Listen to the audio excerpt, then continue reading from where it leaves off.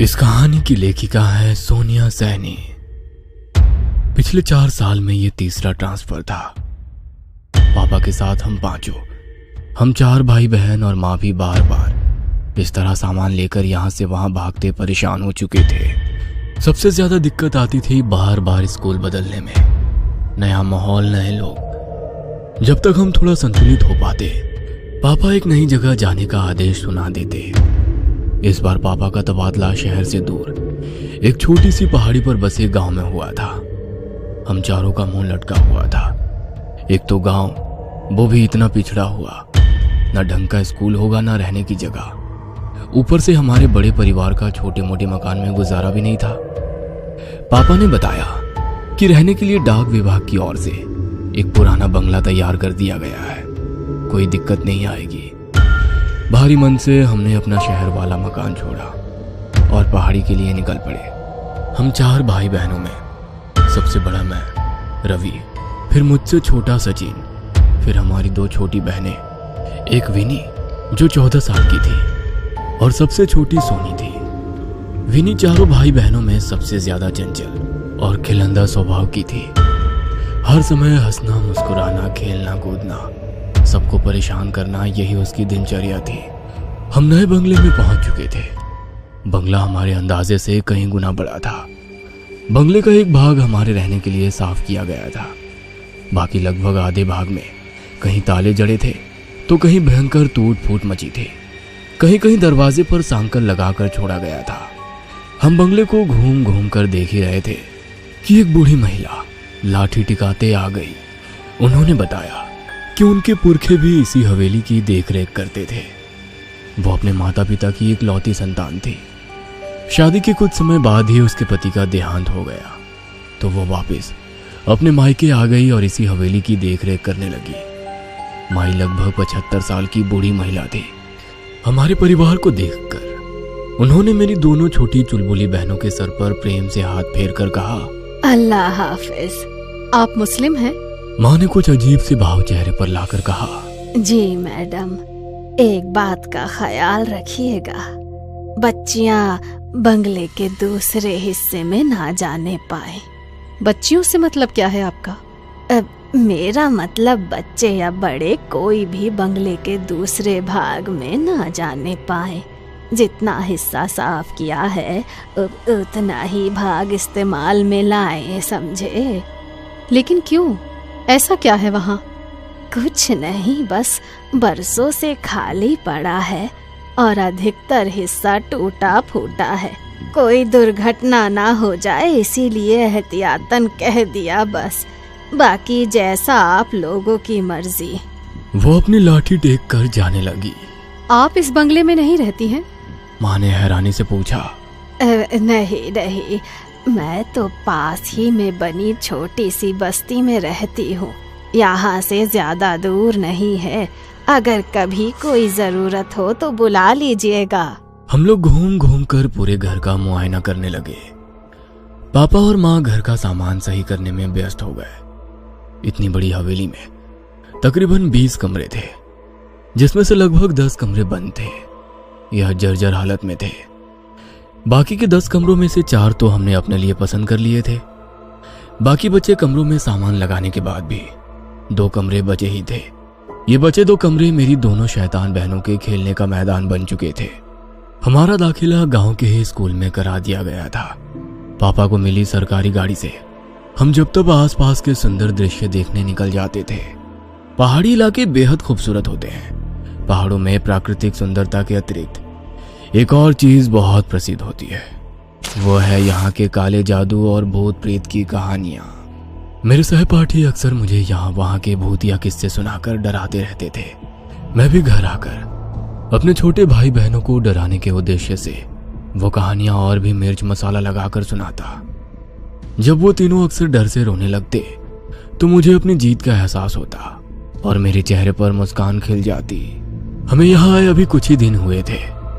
मैं छोटे भाई सचिन के साथ क्रिकेट खेल रहा था। मुझसे तीनों बच्चों का ख्याल रखने का बोलकर माँ काम निपटाकर निश्चिंत होकर सोने चली गई थी। दोनों छोटी बहनें भी खाली पड़े कमरों में धमाचौकड़ी मचा रही थी। जाने क्या हुआ, अचानक एक तेज चीख की आवाज सुनाई पड़ी। मैं और सचिन बैट बॉल वहीं फेंक कर तेजी से अंदर की ओर भागे।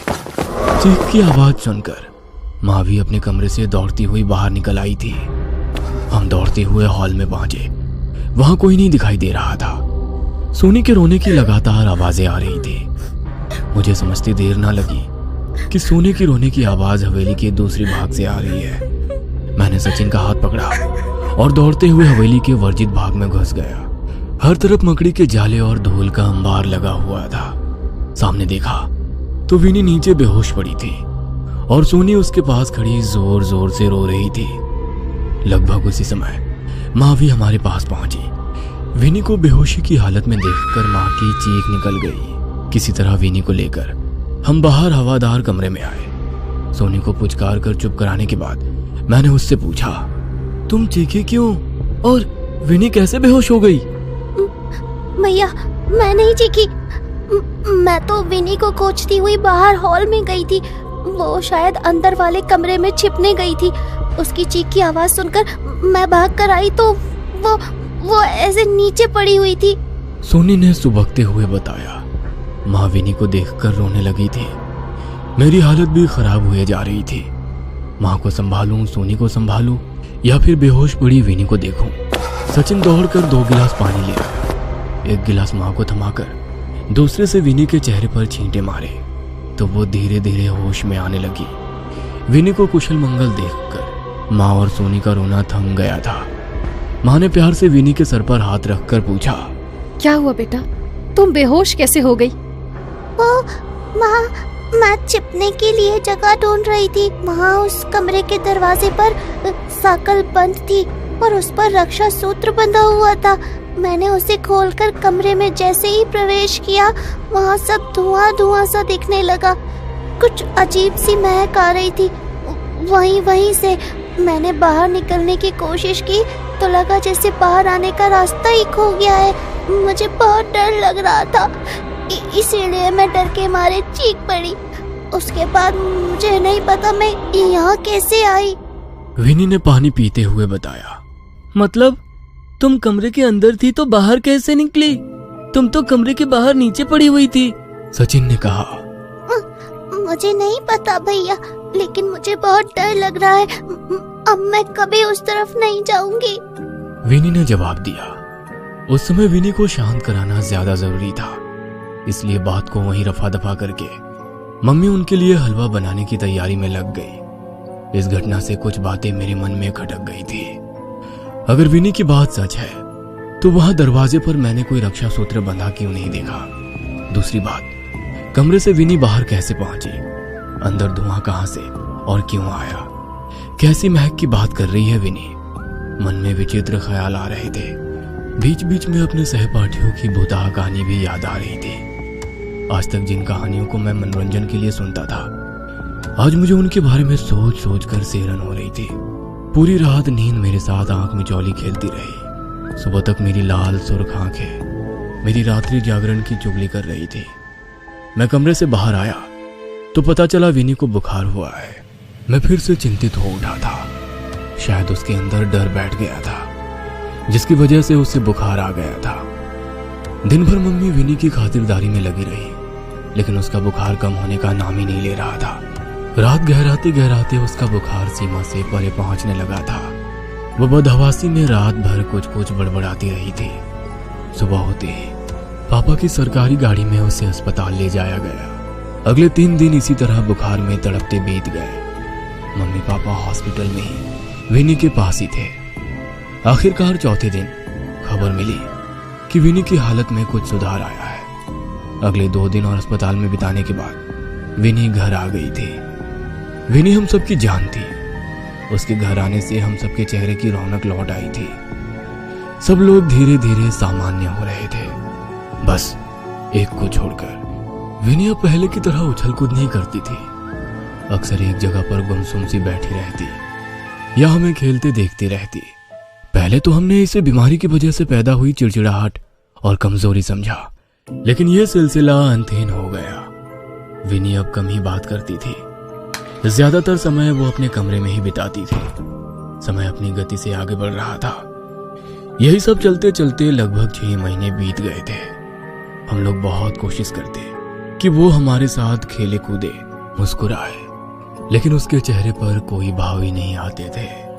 वह यूं ही भावहीन सी एकटक शून्य में ताकती रहती। ज्यादा जोर जबरदस्ती करने पर वो उठकर अपने कमरे में चली जाती और दरवाजा बंद कर लेती। माँ पापा उससे पूछ पूछ कर थक चुके थे कि आखिर क्या बात है, लेकिन उसकी तरफ से कोई जवाब नहीं मिलता था। फिर एक दिन पापा बहुत उत्साहित से होकर घर घुसे। पापा के हाथ में मिठाई का डिब्बा था। उत्साहित स्वर में उन्होंने दोनों छोटी बहनों को पुकारा और मिठाई का डिब्बा पकड़ा दिया। अरे मेरी पदोन्नति हो गई है, तनख्वाह भी बढ़ेगी और अगले 4 साल तक कहीं भागना भी नहीं पड़ेगा।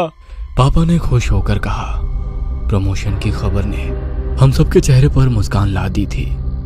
पापा विनी को मिठाई खिलाने लगे तो विनी पापा का हाथ झटक कर अंदर भाग गई। पापा के प्रमोशन होने के बाद अब घर में पैसों की कोई दिक्कत नहीं थी।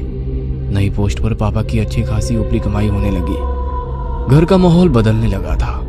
सुंदर पर्दे, महंगे कपड़े, बढ़िया साजो सामान हमारे घर की रौनक बढ़ाने लगा था। सब कुछ हमारी उम्मीद से कहीं ज्यादा अच्छा चल रहा था। इतना कि कहीं ना कहीं इस चमक धमक में हम विनी के व्यवहार को नजरअंदाज करने लगे। धीरे धीरे साल बीतने को आया था। मेरी प्यारी सी चुलबुली बहन अब एक गंभीर सी लड़की बन गई थी। स्कूल में भी उसका प्रदर्शन खराब होता जा रहा था। किसी तरह समझाने बुझाने पर उसने परीक्षा तो दे दी, लेकिन अगले साल उसने स्कूल जाने से साफ मना कर दिया। 1 साल के भीतर ही उसकी शारीरिक और मानसिक स्थिति में बहुत परिवर्तन आ गया था। वो छोटी बच्ची अब एक परिपक्व सी लड़की नजर आने लगी थी। मेरा दाखिला भी कॉलेज में हो गया था। मैं देर रात तक जागकर अपने असाइनमेंट बनाता था। उस रोज रात में पढ़ते पढ़ते मैं काफी देर तक जाग रहा था। अचानक मुझे किसी के फुसफुसाकर बात करने की आवाज सुनाई पड़ी। आवाज मर्दानी थी। मैं कुछ शंकित सा हो उठा। धीमे धीमे सदे हुए कदमों से मैं हॉल में पहुंचा तो आभास हुआ कि आवाज विनी के कमरे से ही आ रही है। मैंने चुपके से झांककर विनी के कमरे में देखा तो वो एक दीवार की ओर मुंह करके फुसफुसाते हुए कुछ बात कर रही थी। कमरे में विनी के अलावा कोई नहीं था और सबसे ज्यादा मुझे उसकी आवाज विचलित कर रही थी। दिन भर एक शब्द मुंह से ना निकालने वाली लड़की आधी रात को दीवारों से मर्दाना आवाज में बात कर रही थी। किसी तरह मैंने अपनी चीख को गले में ही दबाकर वहां से निकलना उचित समझा। रात काफी हो चुकी थी। मैंने फिलहाल किसी को भी जगाना ठीक नहीं समझा। उस रात मैंने कैसे करके एक एक पल बिताया मैं शब्दों में बयान नहीं कर सकता। सुबह होते ही मैंने मम्मी पापा को सारी बात बताई। माँ किसी अनहोनी की आशंका से कांप उठी थी। माँ और पापा चुपचाप किसी तांत्रिक या ओझा की खोज करने लगे।